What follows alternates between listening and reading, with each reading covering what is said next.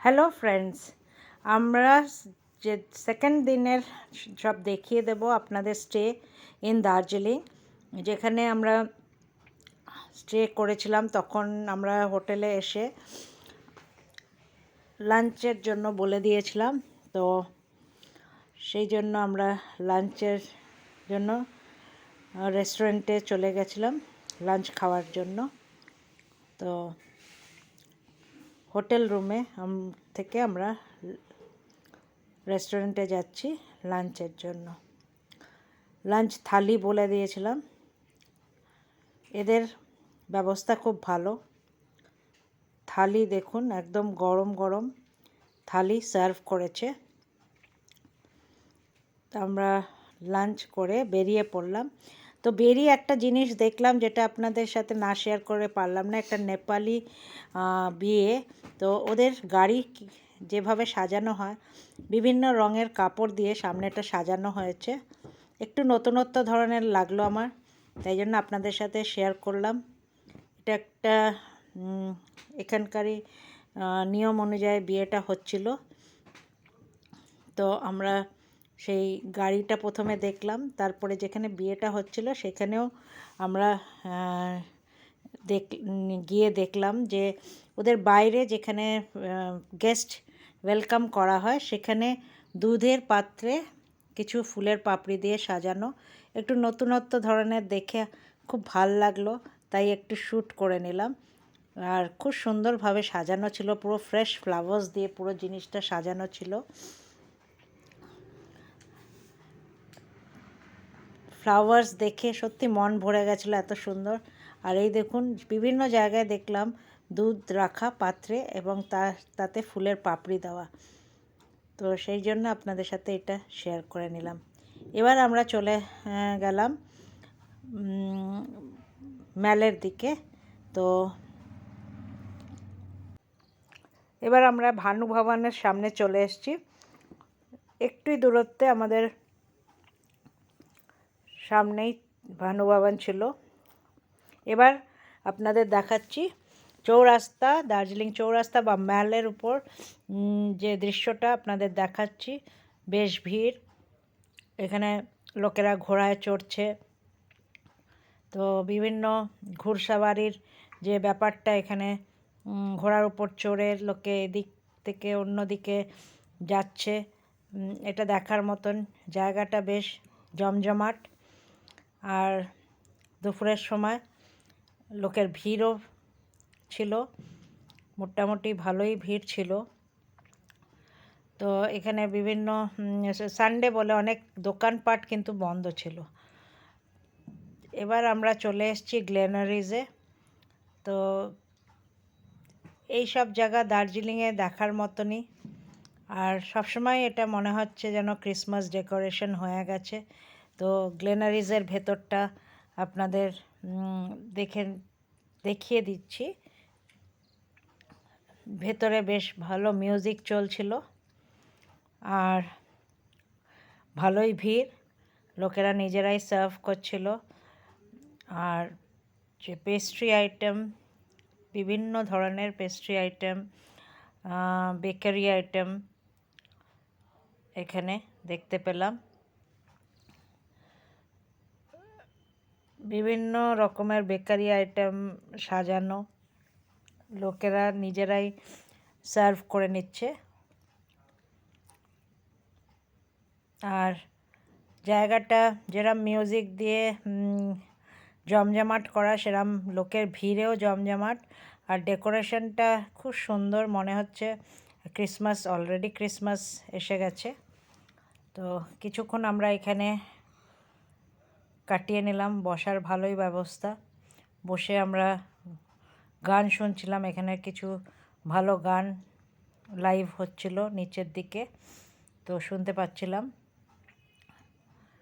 আর cakes, cookies বিভিন্ন রকমের শোকেসে সাজানো।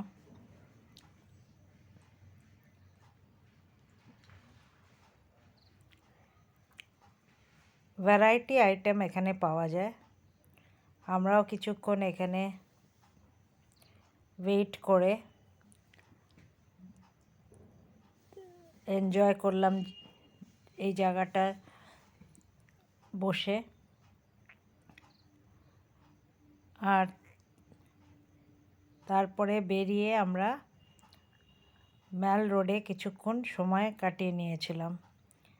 তো গ্লেনারিসের দৃশ্যটা আপনাদের শেয়ার করে নিলাম। এই বাইরেটা, গ্লেনারিসের বাইরে কিছুক্ষণ আমরা টাইম স্পেন্ড করে নিয়েছিলাম।